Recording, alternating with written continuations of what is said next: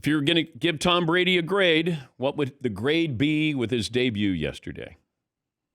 I go C plus probably.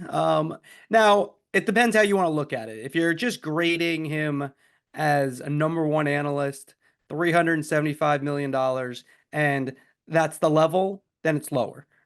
Because it wasn't great. But the way I look at it is you have to give a little bit of a curve here for his first game. It's a learning experience. He's never done it, a lot of rehearsals, but never done it live. And then when we get to the Super Bowl, when I do my Super Bowl column after that, there's no curve. That's where if you sound like a rookie during the Super Bowl, you're probably not going to put the column I write the next day on your refrigerator. And he is so well known, and we've heard from him, we've seen him, it's, 20 years plus. Whereas Greg Olson, people didn't know what Greg Olson sounded like. We know Brady and how he sounds, and it just felt like Tom was trying to be too perfect instead of, like, he's got to understand TV.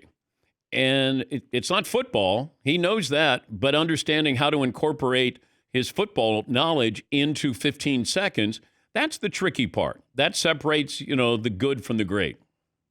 Yeah, can he just be kind of a dude watching the game?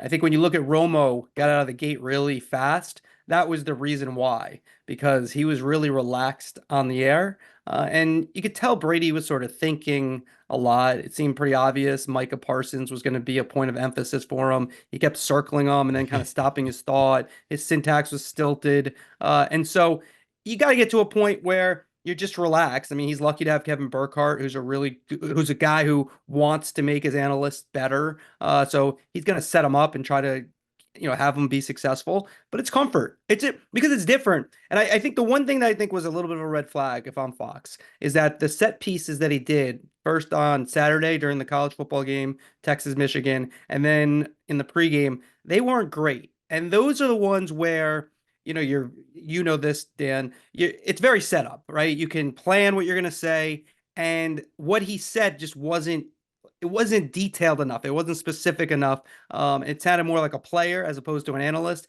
and that's where he can mature in this job. But that's a little bit to me like, ooh, is it there? Like I'm not saying it's not. I personally think he's going to probably grow in this job, but that was a little bit of a red flag. Well, for 20 years, he went to press conferences trying not to tell you something. Now you have to tell me something.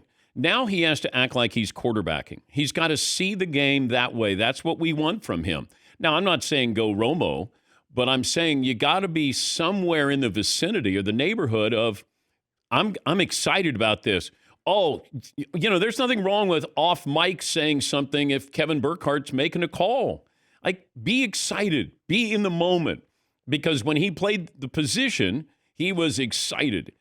He's got to be more like on his toes, like into it, instead of waiting, for something to happen. You can hear his producer in his ear a couple of times where there has to be a little bit more synchronicity there with his thoughts. Get him out, say something. Don't try to be perfect.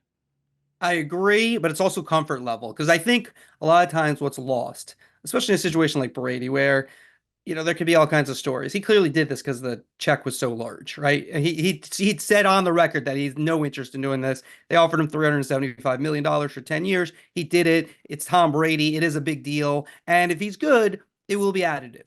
That said, guys like Tom Brady don't dream about calling the Super Bowl. They dream about winning the Super Bowl. So they watch games differently than you and I, where we kind of pay attention to the announcers. The announcers are always trending on social media, especially X. Guys like him, generally speaking, and I'm not saying it's possible that he does. He mentioned Johnny Miller during his podcast. That was somebody he thought he might be like. He was nothing like Johnny Miller yesterday. But that's something you have to learn. And if you're not comfortable doing that, and you're not comfortable, when do I get in? When do I get out? Which they've practiced.